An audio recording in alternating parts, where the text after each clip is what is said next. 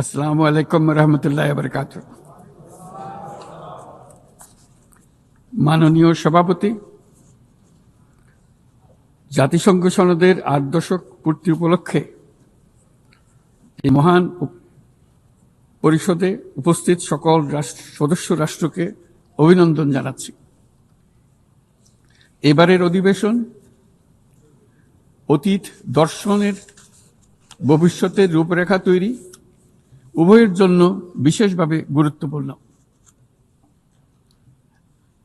8 দশক ধরে জাতিসংঘ ধারাবাহিকভাবে তার কর্মপরিধি সম্প্রসারিত করেছে এবং নানা ক্ষেত্রে আরো গভীরভাবে সম্পৃক্ত হয়েছে।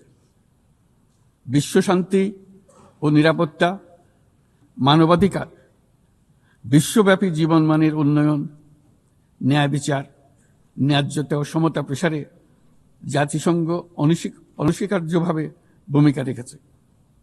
জাতিসংঘের কারণেই আজ বিশ্বের 120টি দেশের প্রায় 13 কোটি বিপদাপন্ন মানুষকে জরুরি খাদ্য ও মৌলিক মানবিক সহায়তা এবং 45% শিশুকে টিকা প্রদান করা সম্ভব হচ্ছে।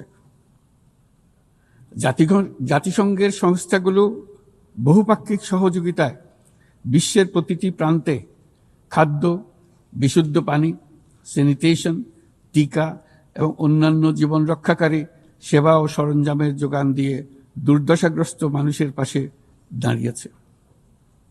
পাশাপাশি গত কয়েক দশকে আন্তঃরাষ্ট্রীয় সংঘাত নিরসন এবং বহু বৈশ্বিক চ্যালেঞ্জ মোকাবেলায় জাতিসংঘের সীমাবদ্ধতাও আমরা প্রত্যক্ষ করেছি। তবুও সামগ্রিকভাবে জাতিসংঘের ভূমিকা মানব জাতির জন্য ইতিবাচক ও কল্যাণকর। মাননীয় সভাপতি, গত বছর আপনাদের এই মহান সভায় আমি দাঁড়িয়েছিলাম সদ্য গণ অভ্যুত্থান সংগঠিত একটি দেশের রূপান্তরের আকাঙ্ক্ষা আপনাদের শোনানোর জন্য। আজ এই রূপান্তরের অগ্রযাত্রায় আমরা কতটুকু অগ্রসর হতে পেরেছি তা আমি বলবো। পৃথিবীর প্রতি 10 জনের মধ্যে 3 জনের নিবাস বাংলাদেশ, কিন্তু সেই কারণেই অথবা ভূ রাজনৈতিকভাবে বিশ্বের একটি গুরুত্বপূর্ণ অবস্থানে বাংলাদেশ রয়েছে বলে আমাদের ইতিহাস জানার দরকার তা কিন্তু নয়, বরং এই কারণে বাংলাদেশের এই বর্ণনাটি গুরুত্বপূর্ণ যে তা সাধারণ মানুষের অসাধারণ ক্ষমতার উপর আস্থা তৈরি করবে। এই কারণে বর্ণনাটি গুরুত্বপূর্ণ, তা বিশ্বের সকল দেশের মধ্যে আশার সঞ্চার করবে। যে সংকট যত গভীরই হোক না কেন, তার নিরসন যত অসম্ভবই মনে হোক না কেন, কখনই তা উত্তরণের পথ হারিয়ে ফেলে না। মাননীয় সভাপতি, সাম্য, মানবিক মর্যাদা ও সামাজিক ন্যায় বিচারের দাবিতে এক রক্তক্ষয়ী সংগ্রামের মাধ্যমে 1971 সালে বাংলাদেশের জন্ম। কিন্তু যে অধিকার প্রতিষ্ঠার জন্য আমরা বিশাল আত্মত্যাগ করেছিলাম তা গত 5 দশকে বারবার বাধাপ্রাপ্ত হয়েছে। বারবার আমাদের ছেলে মেয়েদের নেতৃত্বে আমাদের জনগণকে অসংখ্য ত্যাগ স্বীকার করে সে অধিকারকে পুনঃপ্রতিষ্ঠিত করতে হয়েছে। এই বছর আমরা জুলাই গণঅভ্যুত্থানের প্রথম বার্ষিকী পালন করেছি, যে অভ্যুত্থানে আমাদের তরুণ সমাজ স্বৈরাচারকে পরাভূত করেছিল, যার ফলে আমরা বৈষম্যমুক্ত ন্যায় বিচার ভিত্তিক সমাজ বিনির্মাণের অভিযাত্রা নতুনভাবে শুরু করতে পেরেছি। সেই বৈষম্যমুক্ত ন্যায় বিচার ভিত্তিক সমাজ বিনির্মাণের আকাঙ্ক্ষা পূরণের দায়িত্ব দেওয়া হয় আমাকে ও আমার সহকর্মীদের। ভেঙে পড়া রাষ্ট্র কাঠামোকে পুনর্গঠন করে জনগণের আকাঙ্ক্ষা পূরণের জন্য প্রয়োজন ছিল ব্যাপক প্রাতিষ্ঠানিক সংস্কারের। যে বিপুল জনসমর্থনের মাধ্যমে আমরা দায়িত্ব পেয়েছিলাম, তার প্রেক্ষাপটে আমাদের জন্য সহজ পথ ছিল নির্বাহী আদেশে সংস্কার কাজগুলো সম্পন্ন করা। কিন্তু আমরা বেছে নেই সেই কঠিন পথ, অন্তর্ভুক্তিমূলক ও টেকসই পথ। আমাদের লক্ষ্য ছিল ক্ষমতার ভারসাম্যপূর্ণ একটি গণতান্ত্রিক রাষ্ট্র কাঠামো গড়ে তোলা, যেখানে আর কোনো স্বৈরশাসকের আবির্ভাব হবে না, কোনো নির্বাচিত নেতা রাষ্ট্রের গণতান্ত্রিক স্বরূপকে ক্ষুণ্ণ করতে পারবে না, কিংবা রাষ্ট্র ও জনগণের রক্ষকরা ভক্ষকে পরিণত হতে পারবে না। শাসন ব্যবস্থা, বিচার বিভাগ, নির্বাচন ব্যবস্থা, জনপ্রশাসন, আইন শৃঙ্খলা রক্ষা, দুর্নীতি বিরোধী কার্যক্রম, নারী অধিকার সহ সকল জাতীয় গুরুত্বপূর্ণ ক্ষেত্রে প্রয়োজনীয় সংস্কার করার জন্য আমরা 11টি স্বাধীন সংস্কার কমিশন প্রতিষ্ঠা করি। কমিশনগুলি জনমত যাচাই ও গভীর পর্যালোচনা করে বিস্তারিতভাবে সংস্কার কার্যক্রম সমূহ সুপারিশ করে। এই সংস্কার সুপারিশগুলো টেকসইভাবে বাস্তবায়নের জন্য আমরা একটা জাতীয় ঐক্যমত্য কমিশন গঠন করি, যারা 30টিরও বেশি রাজনৈতিক দল ও জোটকে নিয়ে এই আলোচনায় বসে। এই কমিশনের লক্ষ্য ছিল সংস্কার প্রস্তাবগুলোর প্রতি দলমত নির্বিশেষে একটি টেকসই সামাজিক অঙ্গীকার তৈরি করা। আমাদের এই অন্তর্ভুক্তিমূলক পদক্ষেপ সফল হয়। আমরা জুলাই অভ্যুত্থানের 1 বছর পূর্তিতে রাজনৈতিক দলগুলোর সাথে একই মঞ্চে দাঁড়িয়ে সকলে মিলে জুলাই ঘোষণার মাধ্যমে এই সংস্কার কার্যক্রমের প্রতি আমাদের সময়বদ্ধ অঙ্গীকার ব্যক্ত করি। অর্থাৎ আগামী নির্বাচনে যে দলে জনগণের সমর্থন পাক না কেন, সংস্কার কার্যক্রম বাস্তবায়নে আর কোনো অনিশ্চয়তার অবকাশ থাকবে না। আপনারা জানেন যে আগামী বছরের ফেব্রুয়ারি মাসে আমরা জাতীয় নির্বাচন অনুষ্ঠানের প্রস্তুতি নিচ্ছি। পাশাপাশি স্বচ্ছতা ও জবাবদিহিতা, আইনের শাসন নিশ্চিত করবার জন্য আমাদের নিরবচ্ছিন্নভাবে নাগরিক বান্ধব সংস্কার চালিয়ে যাচ্ছি। মাননীয়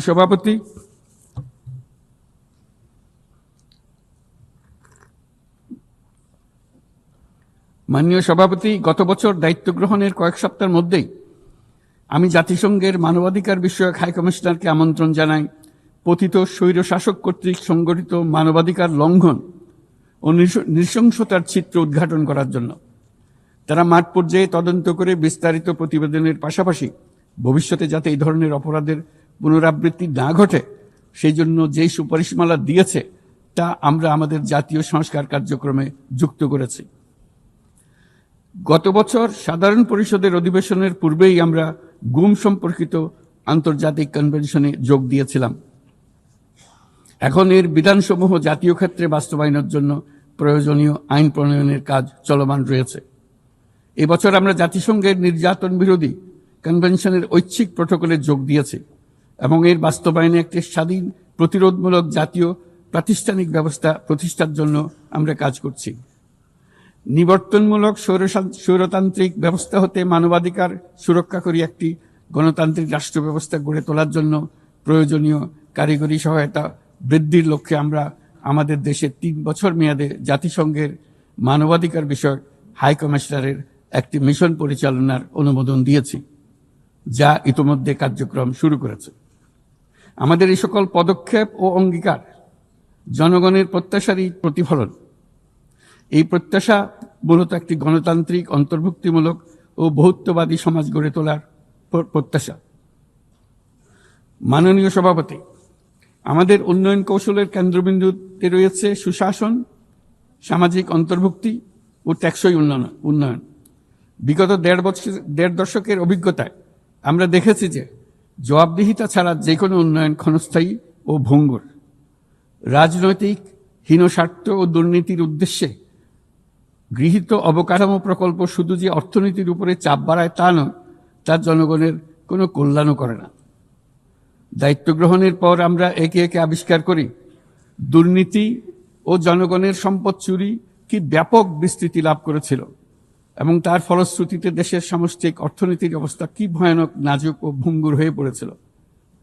আমরা এর অবসান ঘটাচ্ছি যেন আর কখনোই উন্নয়নকে জনগণের সম্পদ আত্মসাতের অজুহাত হিসেবে ব্যবহার করা না যায়। দেশের নাজুক অর্থনৈতিক পরিস্থিতি মজবুত করতে আমরা সংস্কারমূলক কিছু কঠিন কিন্তু প্রয়োজনীয় সিদ্ধান্ত গ্রহণ করেছি। সবচেয়ে গুরুত্বপূর্ণ একটা সংস্কার হলো রাজস্ব আহরণ ব্যবস্থাপনার সংস্কার। যে নীতি ও প্রণয়ন বাস্তবায়ন সংস্থাকে পৃথক করার জন্য আইন প্রণয়ন করা হয়েছে, এর মাধ্যমে স্বচ্ছতা ও জবাবদিহিতা নিশ্চিত হবে এবং রাজস্ব আহরণ বৃদ্ধি পাবে। এই উদ্যোগগুলো সদ্য সমাপ্ত FFD4 সম্মেলনে গৃহীত সেভিয়া অঙ্গীকারের সঙ্গে সামঞ্জস্যপূর্ণ। আমরা আশা করি যে বাংলাদেশে যেমন সেভিয়া অঙ্গীকারের সাথে সামঞ্জস্য রেখে সংস্কার করবার চেষ্টা করছি, তেমনি উন্নত বিশ্বেও সেভিয়ার সামষ্টিক অঙ্গীকার অনুসারে তাদের দায়িত্ব পালনে আন্তরিক হবে। একই সাথে আমরা মনে করি আন্তর্জাতিক অর্থায়ন ব্যবস্থা, বৈশ্বিক আর্থিক প্রতিষ্ঠানগুলোর সিদ্ধান্ত গ্রহণ প্রক্রিয়া ও ব্যবস্থাপনার সংস্কার, একটি অন্তর্ভুক্তিমূলক আন্তর্জাতিক কর সহযোগিতার বৈশ্বিক কাঠামো, অবৈধ আর্থিক প্রবাহ ও দুর্নীতির বিরুদ্ধে সমন্বিত বৈশ্বিক পদক্ষেপ গ্রহণ এবং অবৈধ দুর্নীতিলব্ধ অর্থ পাচারকৃত সম্পদ পুনরুদ্ধারেও আন্তর্জাতিক সহযোগিতা বৃদ্ধি অত্যন্ত গুরুত্বপূর্ণ। মাননীয় সভাপতি, দেশের পাচার হওয়া অবৈধ সম্পদ পুনরুদ্ধার করা বর্তমানে আমাদের অন্যতম শীর্ষ অগ্রাধিকার। গত 15 বছরে দুর্নীতির মাধ্যমে শত শত কোটি ডলার অবৈধভাবে বিদেশে পাচার করা হয়েছে।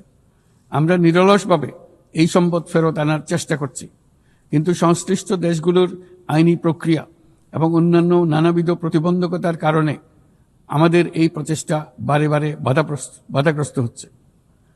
সংশ্লিষ্ট দেশগুলোর দৃঢ় সদিচ্ছা ছাড়া আমরা পাচার হওয়া অবৈধ সম্পদ পুনরুদ্ধারে সফল হতে পারছি না। বিশ্বের বিদ্যমান অর্থনৈতিক ব্যবস্থা উন্নয়নশীল দেশ থেকে সম্পদের এই অবৈধ পাচারকারীদের কার্যকরীভাবে প্রতিরোধ করতে ব্যর্থ হচ্ছে। কোনো কোনো ক্ষেত্রে আন্তর্জাতিক আর্থিক প্রতিষ্ঠানগুলোর বিধিবিধানগুলো বিশ্বব্যাপী বিভিন্ন ট্যাক্স হ্যাভেনে বিপুল পরিমাণে অবৈধ অর্থ স্থানান্তরে উৎসাহিত করছে। তাই যেসব দেশ ও প্রতিষ্ঠান এই পাচারকৃত সম্পদ গচ্ছিত রাখবার সুযোগ দিচ্ছে, তাদের আমি আহ্বান জানাচ্ছি তারা যেন এই অপরাধের সঙ্গে শরিক না হয়। এই সম্পদ তার প্রকৃত মালিককে অর্থাৎ কৃষক, শ্রমিক এবং সাধারণ করদাতাদের নিকট ফিরিয়ে দেন।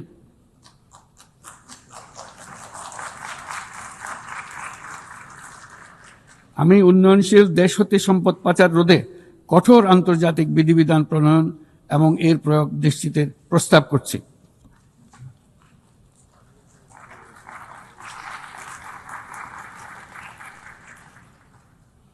মাননীয় সভাপতি, রাজস্ব খাতের ঐতিহাসিক সংস্কারের পাশাপাশি আমরা বাজার ভিত্তিক মুদ্রা বিনিময় হার চালু করেছি। ব্যাংক খাতে অ্যাসেট কোয়ালিটি রিভিউ, নতুন ব্যাংক রেজলিউশন অধ্যাদেশ, আসন্ন ডিপোজিট প্রোটেকশন অধ্যাদেশের মাধ্যমে শৃঙ্খলা ও স্থিতিশীলতা ফিরিয়ে আনছি। পুঁজিবাজারে সংস্কার, টাস্কফোর্স ও শক্তিশালী তদন্ত ব্যবস্থার মাধ্যমে তদারকি আধুনিকীকরণ করেছি। সরকারি ক্রয় ব্যবস্থায় ডিজিটাল টেন্ডারিং বাধ্যতামূলক করা হয়েছে এবং স্বার্থের সংঘাত সংশ্লিষ্ট তথ্য প্রকাশ বাধ্যতামূলক করা হয়েছে।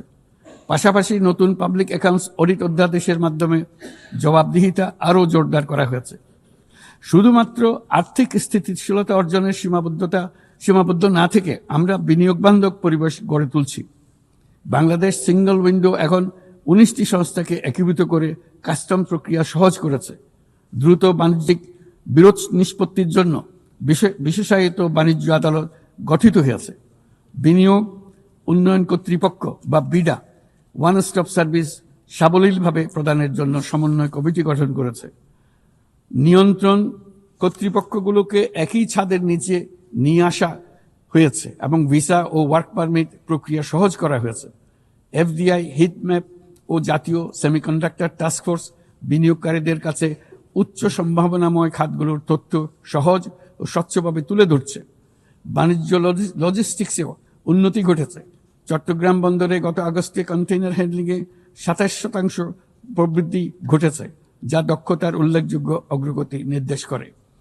এসব উদ্যোগ অর্থনৈতিক শাসন ব্যবস্থাকে যেমন সুদৃঢ় করেছে, তেমনি বিনিয়োগকারীকেও নিরাপদ করেছে। এইসব সংস্কারের ফলে বাংলাদেশ এখন টেকসই ও অন্তর্ভুক্তিমূলক বিনিয়োগ ও অর্থনৈতিক প্রবৃদ্ধির এক পর্যায়ে প্রবেশ করেছে। এর পাশাপাশি এত স্বল্প সময়ে অর্থনৈতিকভাবে ঘুরে দাঁড়ানোর পেছনে আমাদের প্রবাসীরা গুরুত্বপূর্ণ অবদান রেখেছেন।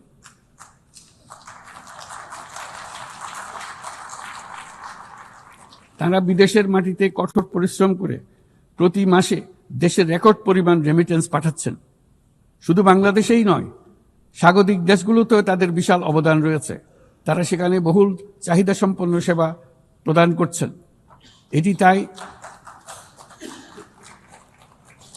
তাই আমাদের জন্য যেমন তেমনি স্বাগতিক দেশগুলোর জন্য সমানভাবে লাভজনক। উভয় দেশের জন্যই তা উপকারী। এই প্রসঙ্গে আমি জানাতে চাই, আমরা শ্রম অধিকার সংস্কার নিয়ে এগিয়ে যাচ্ছি। ইতিমধ্যেই স্বাধীন শ্রম সংস্কার কমিশনের সুপারিশ বাস্তবায়নে একটি কমিটি গঠিত হয়েছে। বাংলাদেশ শ্রম আইন সংশোধনের কাজ চূড়ান্ত পর্যায়ে রয়েছে, যেখানে ট্রেড ইউনিয়ন প্রক্রিয়া সহজ করা, মাতৃত্বকালীন ছুটি বৃদ্ধি ও আনুষ্ঠানিক ও অনানুষ্ঠানিক উভয় খাতের শ্রমিকদের জন্য সামাজিক সুরক্ষা সম্প্রসারণের পদক্ষেপ অন্তর্ভুক্ত করা হচ্ছে। ট্রেড ইউনিয়নের জন্য অনলাইন নিবন্ধন ব্যবস্থা চালু করা হয়েছে এবং নিবন্ধন প্রক্রিয়াকে আরও সহজ করার জন্য বিষয়টি বিবেচনা করা হচ্ছে। পাশাপাশি শ্রমিকদের অধিকার সুরক্ষায় আমাদের অঙ্গীকারের নিদর্শন স্বরূপ সম্প্রতি আমরা ইসলামী সহযোগিতা সংস্থার লেবার সেন্টারের সংবিধানটি স্বাক্ষর করেছি। এই কারণেই আমরা নিরাপদ, সুশৃঙ্খল ও নিয়মিত অভিবাসনকে সমর্থন করি এবং যেসব দেশে প্রবাসী শ্রমিকরা যান সেসব দেশে তাদের জন্য সহমর্মিতা ও সুরক্ষা নিশ্চিত করার আহ্বান জানাচ্ছি। উন্নত বিশ্ব যেখানে বয়স্ক জনসংখ্যার চাপে ভুগছে, সেখানে বাংলাদেশ অতি সৌভাগ্যবান। আমাদের 60শতাংশেরও বেশি মানুষের বয়স 35 বছরের নিচে। তাই অভিবাসন প্রক্রিয়াকে সহজ করলে তা উভয় পক্ষের জন্য উপকারী হবে। তরুণ জনসংখ্যার এই সুবিধাকে কাজে লাগিয়ে আমরা উন্নত বিশ্বের শ্রম সমস্যার সমাধান ও প্রয়োজন মেটাতে সক্ষম হব। মাননীয় সভাপতি, বাংলাদেশের তরুণ প্রজন্ম ইতিমধ্যে প্রমাণ করেছে যে তারা সমাজ পরিবর্তনের চালিকা শক্তি। আমরা তাদের দক্ষতা উন্নয়নে বিনিয়োগ করছি। তথ্য প্রযুক্তি, কৃত্রিম বুদ্ধিমত্তা, নবায়নযুক্ত শক্তি, পরিবেশ বান্ধব প্রযুক্তি সহ বিভিন্ন ক্ষেত্রে তাদের প্রশিক্ষণ দিচ্ছি। আমাদের লক্ষ্য হলো প্রত্যেক তরুণকে শুধুমাত্র চাকরি প্রার্থীর পরিবর্তে আমরা তাদেরকে উদ্যোক্তা হিসেবে গড়ে তুলতে চাই। এই উদ্দেশ্যে আমরা জাতিসংঘের সঙ্গে অংশীদারিত্বে মাঠ পর্যায়ে তরুণদের সঙ্গে সরকারের শীর্ষ নীতি নির্ধারকদের যুক্ত করার একটা স্থায়ী মাধ্যম চালু করেছি। ইতিমধ্যেই এই বিষয়ে সারা দেশে একাধিক পরামর্শ সভার আয়োজন করা হয়েছে। আজকের তরুণরা স্থানীয় পর্যায় থেকে জাতীয় পর্যায় পর্যন্ত সিদ্ধান্ত গ্রহণে অনলাইন, অফলাইন ফোরাম, জরিপ এবং প্রচারণার মাধ্যমে তাদের জনপ্রতিনিধিদের সঙ্গে সরাসরি যুক্ত থাকতে চায়।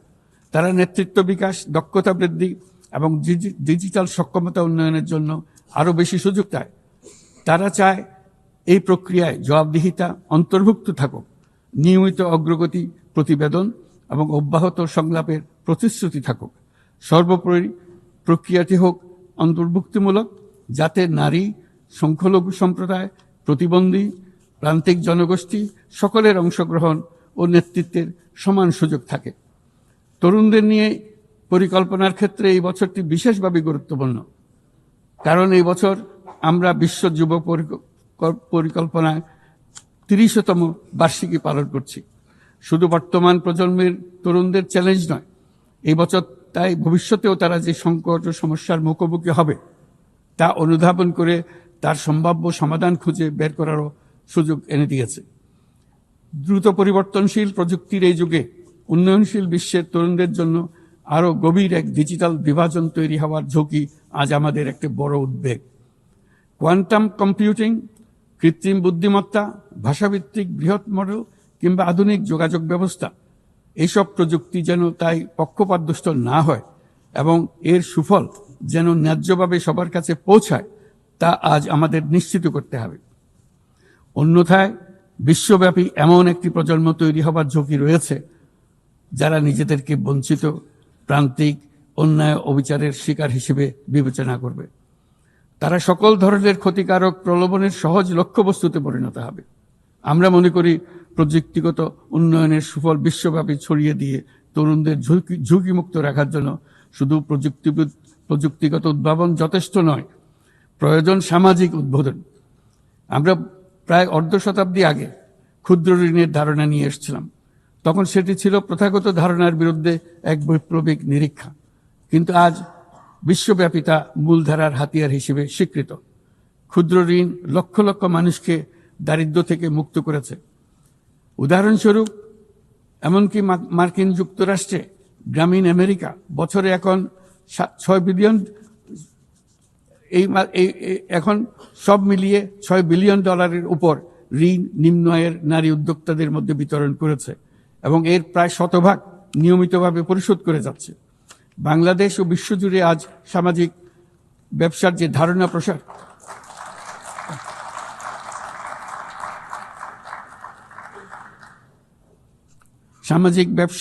ধারণা প্রসার করেছি, এটি এমন একটি ব্যবসা যার সম্পূর্ণ মুনাফা সামাজিক কল্যাণে পুনর্বিনিয়োগ করা হয়।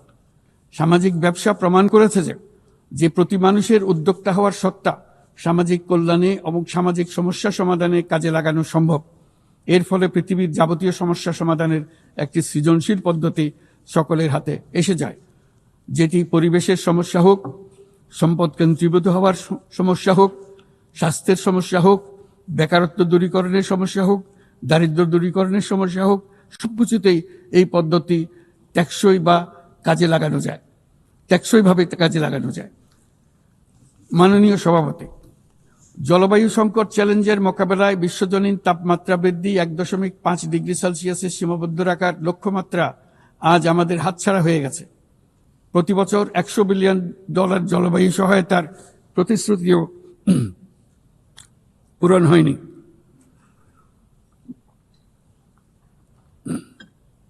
বরং যে ক্ষুদ্র অঙ্কের অর্থ বরাদ্দ হয়ে থাকে তাও কাগজে কলমে দেখানো হচ্ছে বহুগুণ হিসেবে। এটি সম্পূর্ণ অগ্রহণযোগ্য। আমাদের সন্তানদের ভবিষ্যতের জন্য এখনই কার্যকর ব্যবস্থা নিতে হবে। লস অ্যান্ড ড্যামেজ ফান্ড পুরোপুরি চালু করতে হবে। জলবায়ুর পরিবর্তনের বিরূপ প্রতিক্রিয়া প্রশমনের উদ্যোগ যেমন বাড়াতে হবে, তেমনি অভিযোজনেও সমান গুরুত্ব দিতে হবে।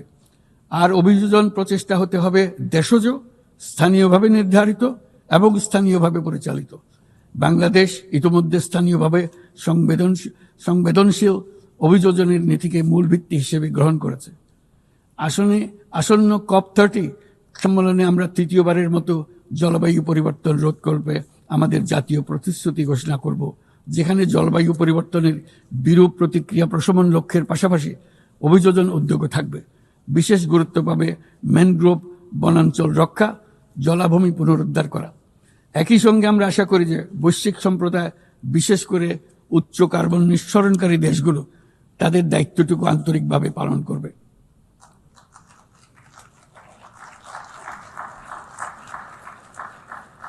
মাননীয় সভাপতি, বর্তমানের আরেকটি বড় চ্যালেঞ্জ হলো বিশ্ব বাণিজ্যে সংরক্ষণবাদের উত্থান।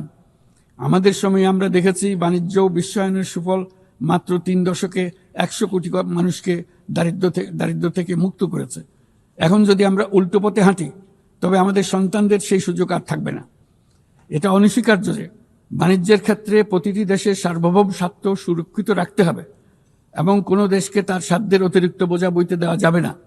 কিন্তু বৈশ্বিক শান্তি ও সমৃদ্ধি টিকিয়ে রাখার স্বার্থে উন্মুক্ত, ন্যায়সঙ্গত, নিয়মভিত্তিক বৈশ্বিক বাণিজ্যের কোনো বিকল্প নেই।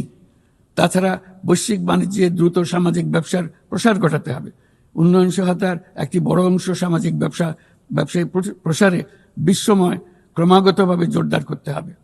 আমার প্রজন্মে দেখেছি কিভাবে একটি পারস্পরিক নির্ভরশীল বৈশ্বিক অর্থনৈতিক ব্যবস্থা যে কোনো সংঘাতকে ব্যয়বহুল করে তুলেছে এবং বিশ্বের শান্তি টিকিয়ে রাখতে সাহায্য করেছে। আজ বিশ্বব্যাপী 120টিরও বেশি সশস্ত্র সংঘাত চলছে। পারস্পরিক অর্থনৈতিক নির্ভরশীলতা ভেঙে গেলে এরকম সংঘাত আরও বাড়বে, ব্যাহত হবে উন্নয়ন, বিনষ্ট হবে বিশ্ব শান্তি। মাননীয় সভাপতি, আমাদের প্রতিবেশী দেশ মায়ানমারে চলমান সংঘাত সমগ্র অঞ্চলের জন্য এক গভীর উদ্বেগজনক পরিস্থিতির সৃষ্টি করেছে। এটি যে শুধু আঞ্চলিক স্থিতিশীলতাকে ঝুঁকিতে ফেলছে তা নয়, বরং বাংলাদেশে আশ্রয়প্রাপ্ত বলপূর্বক বাস্তুচ্যুত রোহিঙ্গাদের তাদের মাতৃভূমি মায়ানমারে প্রত্যাবাসনকেও কঠিন করে তুলেছে। 8 বছর পার হয়ে গেল, রোহিঙ্গা সংকটের কোনো সমাধান হলো না। উপরন্তু বাংলাদেশ প্রতিনিয়তই মায়ানমার থেকে আগত রোহিঙ্গাদের আশ্রয় দিয়ে চলেছে। স্পষ্টতই সাংস্কৃতিক পরিচয়ভিত্তিক রাজনীতির কারণে রোহিঙ্গাদের উপর অধিকার বঞ্চনা ও নির্যাতন রাখাইনে অব্যাহত রয়েছে। রোহিঙ্গাদের প্রান্তিকীকরণ প্রক্রিয়া আর চলতে দেওয়া যাবে না। যেসব বৈষম্যমূলক নীতি ও কর্মকাণ্ড আজকের এই পরিস্থিতি তৈরি করেছে তার সমাধান ও প্রতিকারমূলক ব্যবস্থা এখনই গ্রহণ করা সম্ভব। তার জন্য পূর্ণাঙ্গ জাতীয় সংবাদ রাজনৈতিক মীমাংসার অপেক্ষা করার প্রয়োজন নেই। রাখাইনের সমস্যাগুলো চূড়ান্তভাবে রাজনৈতিক সমাধান করা দরকার।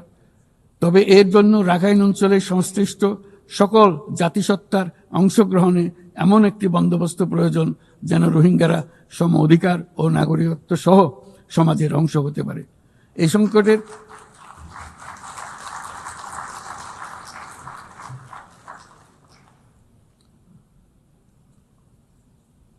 এই সংকটের সবচেয়ে বড় ভুক্তভোগী রোহিঙ্গারা, আর তাদের পরেই বৃহত্তম ভুক্তভোগী হলো বাংলাদেশ। তবে আমাদের মনে রাখতে হবে যে রোহিঙ্গা সংকট কোনোভাবেই মায়ানমারের সঙ্গে বাংলাদেশের কোনো দ্বিপাক্ষিক বিষয় নয়, বরং আমরা শুধু একটি দায়িত্বশীল প্রতিবেশী এবং আন্তর্জাতিক সম্প্রদায়ের দায়িত্বশীল সদস্য হিসেবে আমাদের দায়িত্ব পালন করে যাচ্ছি। কিন্তু তহবিল সংকটের কারণে আজকে রোহিঙ্গা ক্যাম্পগুলোতে ন্যূনতম জীবনমান বজায় রাখার আমাদের যৌথ প্রয়াসও ভেঙে পড়ার উপক্রম হয়েছে। বিশ্ব খাদ্য কর্মসূচি তাদের জরুরি সহায়তা কার্যক্রমে মারাত্মক তহবিল ঘাটতির বিষয়ে ইতোমধ্যে সতর্ক করে দিয়েছে আমাদেরকে। অবিলম্বে নতুন তহবিল না এলে মাসিক রেশন অর্ধেকে নামিয়ে এনে মাথাপিছু মাত্র $6 নামিয়ে আনতে বাধ্য হবে, যা রোহিঙ্গাদের অনাহার ও অপুষ্টিতে নিমজ্জিত করবে, যা তাদেরকে আগ্রাসী কোনো পদক্ষেপ নিতে বাধ্য করবে। তহবিলের অতিরিক্ত কাটছাট হলে তা নিঃসন্দেহে সুরক্ষা ও নিরাপত্তা ঝুঁকি বহুগুণ বৃদ্ধি করবে, যা ক্যাম্পের সীমানা ছাড়িয়ে যেতে পারে। তাই আমি বিদ্যমান দাতাদের সাহায্য বাড়াতে এবং সম্ভাব্য নতুন দাতাদের অনুদান প্রদানের আহ্বান জানাচ্ছি, যাতে এই বিপর্যয়কর পরিস্থিতি এড়ানো যায়। মানবিক সহায়তার জন্য নতুন ও বর্ধিত তহবিলের বাইরে আন্তর্জাতিক সম্প্রদায়কে অবশ্যই মায়ানমার সরকার এবং রাখাইনের অন্যান্য অংশীদারদের উপর ইতিবাচক পরিবর্তন ও দ্রুত রাজনৈতিক সমাধানের জন্য চাপ প্রয়োগ করতে হবে। অন্যান্য প্রতিবেশী দেশগুলোকেও তাদের দায়িত্ব পালন করতে হবে। রাখাইনের স্থিতিশীলতা আনতে আন্তর্জাতিক সম্প্রদায়ের যে কোনো যৌথ প্রচেষ্টায় সহযোগিতা দিতে বাংলাদেশ সর্বদা প্রস্তুত। আমরা আশা করি আগামী 30শে সেপ্টেম্বরের উচ্চ পর্যায়ের সম্মেলন বিশ্বব্যাপী দৃঢ় সংকল্প তৈরি করবে এবং রোহিঙ্গাদের জন্য বাস্তবসম্মত আন্তর্জাতিক সহায়তা নিশ্চিত করবে, যেখানে তহবিল সংগ্রহ সর্বোচ্চ অগ্রাধিকার পাবে। একই সঙ্গে আন্তর্জাতিকভাবে একটি রোডম্যাপ গৃহীত হবে এবং সময়াবদ্ধ কর্মপরিকল্পনা গ্রহণের মাধ্যমে রোহিঙ্গা সংকটের স্থায়ী সমাধান খুঁজে পাওয়া সম্ভব হবে। মাননীয় সভাপতি, শুধু মায়ানমার নয়, এবছর আমরা পৃথিবীর প্রায় প্রতিটি প্রান্তেই সংঘাত প্রত্যক্ষ করেছি। ইউরোপ, দক্ষিণ এশিয়া, মধ্যপ্রাচ্য, বিশ্বের সবচেয়ে ঘনবসতিপূর্ণ অঞ্চলে আমরা বাস করি। বিশ্বের আর কোনো অঞ্চলে এত সংখ্যক পারমাণবিক অস্ত্রধারী রাষ্ট্র এত অল্প দূরত্বে অবস্থান করছে না। তাই নিরস্ত্রীকরণ, পারমাণবিক অস্ত্রের বিস্তার রোধের গুরুত্ব আমরা গভীরভাবে উপলব্ধি করতে পারি। আমরা সময়ের সঙ্গে দুর্বল হয়ে পড়া বৈশ্বিক অস্ত্র নিয়ন্ত্রণ চুক্তিগুলোকে পুনর্জীবিত করার জন্য জোর দাবি জানাচ্ছি। বিশেষ করে মধ্যপ্রাচ্য ও দক্ষিণ এশিয়ায় পারমাণবিক অস্ত্রমুক্ত অঞ্চল প্রতিষ্ঠার আহ্বান জানাচ্ছি। একই সঙ্গে আমরা পূর্ণ স্বচ্ছতার সঙ্গে শান্তিপূর্ণভাবে পারমাণবিক শক্তি ব্যবহারের যে অধিকার প্রতিটি রাষ্ট্রের রয়েছে তার প্রতি পূর্ণ সমর্থন জানাচ্ছি। একটি দায়িত্বশীল দেশ হিসেবে আমাদের প্রথম পারমাণবিক বিদ্যুৎ কেন্দ্র চালু করার আগেই এই বছর আমরা আন্তর্জাতিক পরমাণু শক্তি সংস্থার আওতাধীন পরমাণু নিরাপত্তা ও বর্জ্য ব্যবস্থাপনা সম্পর্কিত যৌথ কনভেনশনে যোগদান করেছি। এই যোগদানের মাধ্যমে সর্বোচ্চ মানের পারমাণবিক নিরাপত্তা ও স্বচ্ছতার প্রতি আমরা আমাদের প্রতিশ্রুতি পুনর্ব্যক্ত করছি। মাননীয় সভাপতি, আমি সবসময় মানুষকে আশার বাণী শুনিয়েছি, কখনো ভয় দেখিয়ে কিছু করা আমি সমর্থন করিনি, কিন্তু আজ আমাকে সেখান থেকে সরে এসে ভয়ঙ্কর কিছু কথা বলতে হচ্ছে। আজ আমি সতর্ক করছি, চরম জাতীয়তাবাদ, অন্যের ক্ষতি হয় এমন ভূ রাজনীতি এবং অন্যের দুর্ভোগ ও পীড়নের প্রতি ওদেশশূন্য বহু দশকের পরিশ্রমে আমরা যে অগ্রগতি অর্জন করেছি তা ধ্বংস করে দিচ্ছে। এর সবচেয়ে মর্মান্তিক চিত্র আমরা দেখেছি গাজায়। শিশুরা না খেয়ে অকাল মৃত্যুবরণ করছে, বেসামরিক জনগোষ্ঠীকে নির্বিচারে হত্যা করছে, হাসপাতাল, স্কুল সহ একটা গোটা জনপদ নিশ্চিহ্ন করে দিচ্ছে। জাতিসংঘের স্বাধীন তদন্ত কমিশনের সাথে আমরাও একমত যে আমাদের চোখের সামনেই একটি নির্বিচার গণহত্যা সংঘটিত হচ্ছে। আমাদের দুর্ভাগ্য যে মানব জাতির পক্ষ থেকে এর অবসানে আমরা সর্বোচ্চ চেষ্টা করছি না এখনো। এই অবস্থা চলতে থাকলে ভবিষ্যৎ প্রজন্ম ও ইতিহাস আমাদেরকে ক্ষমা করবে না।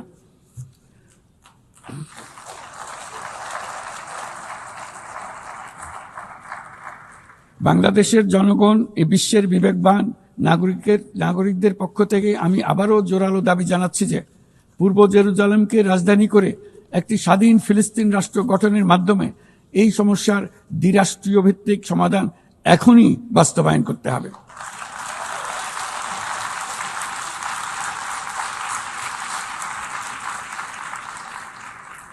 শুধুমাত্র 1967 সালের পূর্বের সীমারেখার ভিত্তিতে যেখানে ইসরায়েল ও ফিলিস্তিনি শান্তিপূর্ণ সহাবস্থানে থাকবে তখনই ন্যায় বিচার সম্পূর্ণভাবে কার্যকর হবে।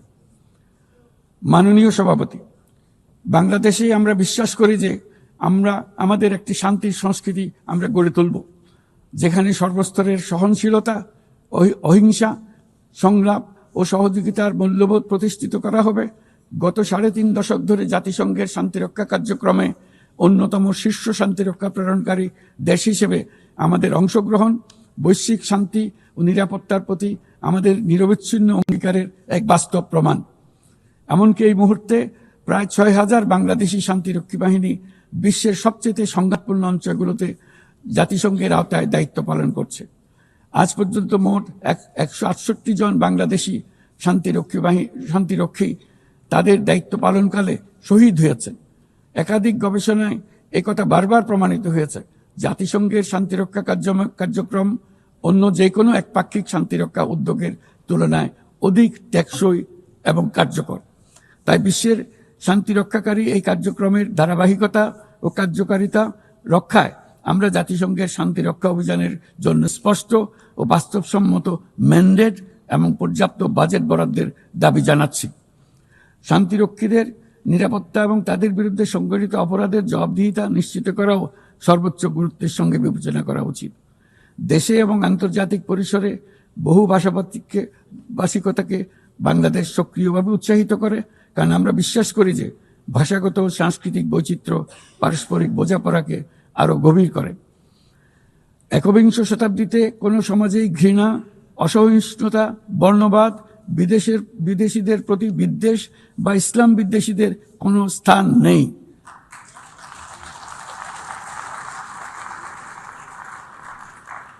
অথচ বর্তমানে বিভ্রান্তিমূলক প্রচারণা, ঘৃণাত্মক বক্তব্য গুরুতর উদ্বেগের বিষয় হয়ে দাঁড়িয়েছে। গত বছর বাংলাদেশে ছাত্র জনতার অভ্যুত্থান পরবর্তী সময়ে বিভিন্ন স্বার্থান্বেষী গোষ্ঠীর পক্ষ থেকে উদ্দেশ্যমূলকভাবে বিভ্রান্তিকর সংবাদ ছড়ানো হয়েছে, যা এখনো চলমান রয়েছে। এর সঙ্গে যুক্ত হয়েছে পরিকল্পিত মিথ্যা সংবাদ, কৃত্রিম বুদ্ধিমত্তা নির্ভর ডিপফেক এর প্রসার, যা পরিস্থিতিকে আরো জটিল করে তুলেছে। এসবের বিরুদ্ধে আমাদের একসঙ্গে কাজ করতে হবে, যাতে এসব বিকৃত কর্মকাণ্ড মানুষের আস্থাকে বিনষ্ট না করে কিংবা সামাজিক সম্প্রীতিকে দুর্বল করে না দেয়। মাননীয় সভাপতি, আমাদের শীর্ষ অগ্রাধিকারগুলোর মধ্যে অন্যতম হল নারীর ক্ষমতায়ন। আমাদের জাতীয় কবি কাজী নজরুল ইসলামের ভাষায়, বিশ্বে যা কিছু মহান সৃষ্টি চিরকল্যাণকর, অর্ধেক তার করিয়েছে নারী, অর্ধেক তার নর।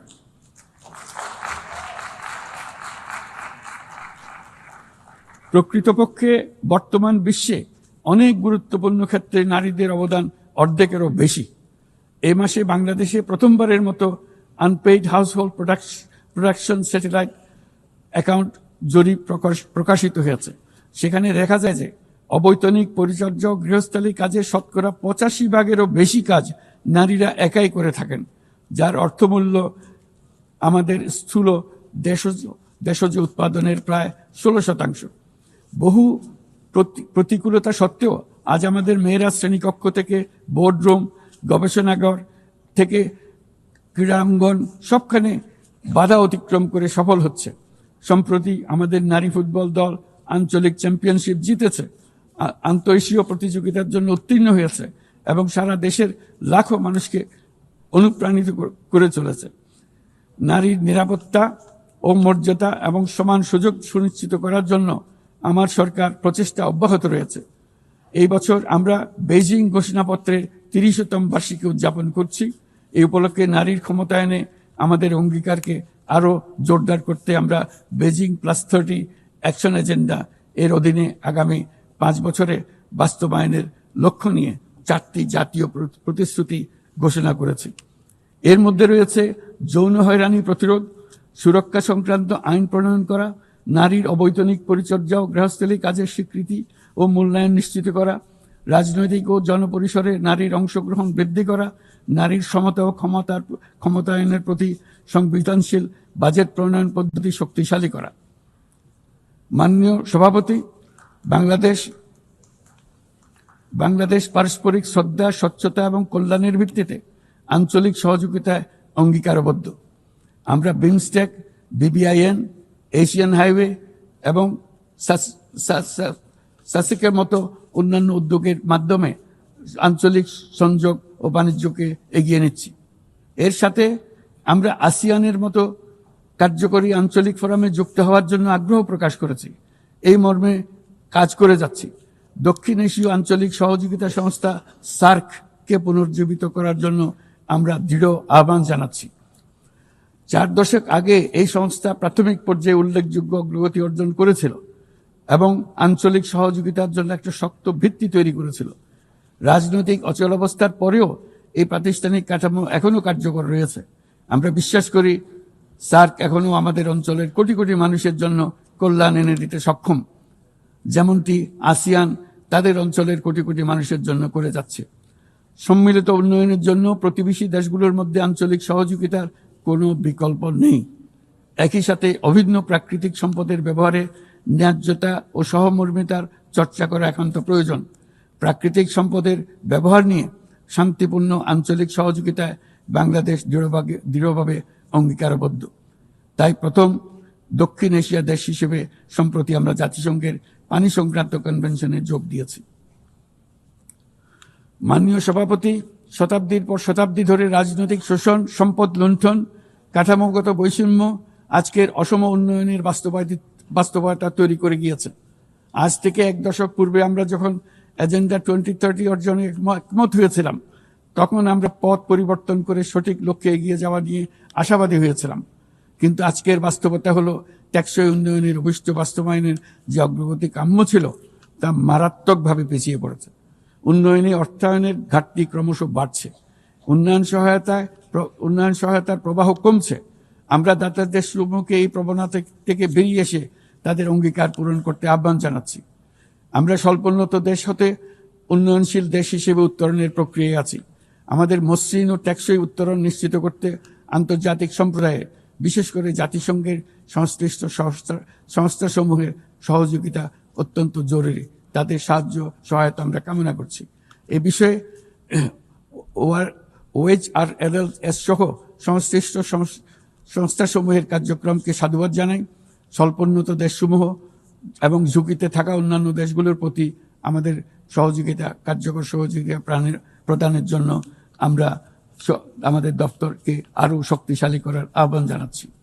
একই সঙ্গে অনুদান ও ঋণের পাশাপাশি সরকারি ও বেসরকারি উদ্যোগে সামাজিক ব্যবসা খাতকে বিপুলভাবে এগিয়ে দিয়ে যাওয়ার জন্য আহ্বান জানাচ্ছি। এই নতুন পদ্ধতি দাতা ও গ্রহীতা উভয় দেশের জন্য মঙ্গলজনক হবে এবং উৎসাহব্যঞ্জক হবে। সৃজনশীলতার অতি উচ্চ পর্যায়ে যেতে আমাদের সহায়ক হবে। মাননীয় সভাপতি, বাংলাদেশের অগ্রগতি উন্নয়নের অভিযাত্রায় জাতিসংঘের অবদানকে আমরা সাধুবাদ জানাই। বিশ্বশান্তি ও নিরাপত্তা উন্নয়ন, মানবাধিকার, জাতিসংঘের এই 3টি স্তম্ভের প্রতি আমরা পূর্ণ আস্থা পুনর্ব্যক্ত করছি। আমার বক্তব্যের শুরুতেই আমি বলেছিলাম যে আজ 8 দশকে জাতিসংঘ বারবার দেখিয়েছে যে বহুপাক্ষিক কূটনীতি মানব জাতিকে আরো ভালোভাবে একসঙ্গে বেঁচে থাকার সহায়তা করে। তবু এর 80তম বার্ষিকীতে আমাদের স্বীকার করতেই হবে যে বহুপাক্ষিক কূটনীতি আজ নানা রকম চাপের মধ্যে রয়েছে। প্রায়শই অসম দ্বিপাক্ষিক সম্পর্কের টানাপোড়েনে আবারও প্রমাণ করেছে যে বহুপাক্ষিক কূটনীতি আমাদের শেষ এবং সর্বোত্তম ভরসা। তাই বহুপাক্ষিক কূটনীতির ধারক ও বাহক জাতিসংঘকে উজ্জীবিত রাখতে আমরা সদস্য রাষ্ট্রগুলোর সাথে পূর্ণ স্বচ্ছতা ও আন্তরিকতা আলোচনার আহ্বান জানাচ্ছি। বর্তমান সময়ের দাবি মেটাতে বহুপাক্ষিকতার প্রতি আমাদের যৌথ আকাঙ্ক্ষা পূরণ করতে হলে জাতিসংঘকে ক্রমাগত বিকশিত ও অভিযোজিত হতে হবে। আমার এই মর্মে আমরা মহাসচিবের UN80 উদ্যোগকে স্বাগত জানাই। তবে একই সঙ্গে জোর দিয়ে বলতে চাই যে সংস্কারের নামে যেন বহুপাক্ষিকতাকে দুর্বল করা না হয় বা উন্নয়নশীল দেশগুলোর কণ্ঠস্বরকে অবহেলা না করা হয়। সংস্কারের একমাত্র লক্ষ্য হওয়া উচিত মাঠ পর্যায়ে বাস্তব ও ইতিবাচক পরিবর্তন আনা। জনাব সভাপতি, গত বছর আমার জনগণ প্রমাণ করেছে যে জগতে অন্যায়ের বিনাশ অবশ্যম্ভাবী। তারা প্রমাণ করেছে যে পরিবর্তন যেমন সম্ভব তেমনি এটা অপরিহার্য। আমাদের মনে রাখা দরকার যে সামনের দিনে যে চ্যালেঞ্জগুলো আমাদের আসছে তা কোনো দেশের পক্ষে একা মোকাবেলা করা সম্ভব নয়। একই সঙ্গে আমাদের এটাও মনে রাখতে হবে যে বর্তমান পৃথিবীতে কোনো একটি দেশ সংকটে পড়লে অথবা বিশ্বের কোনো এক প্রান্তে সংকট দেখা দিলে সমগ্র বিশ্বের নিরাপত্তায় ঝুঁকির মুখে পড়ে যায়। আমাদেরকে 3-0 পৃথিবী গড়ার স্বপ্ন নিয়ে অগ্রসর হতে হবে। তরুণরা 3-0 বাস্তবায়নের সৈনিক হয়ে বড় হবে। তাদের সামনে থাকবে শূন্য কার্বন, শূন্য সম্পদ কেন্দ্রীভূতকরণ ও শূন্য বেকারত্ব। এর ভিত্তিতে তারা গড়ে তুলবে তাদের পৃথিবী। 3-0 পৃথিবী গড়া জাতিপুঞ্জের সকলের স্বপ্ন হোক, এই কামনা ব্যক্ত করে আমার বক্তব্য এখানে শেষ করছি। সবাইকে ধন্যবাদ, অসংখ্য ধন্যবাদ।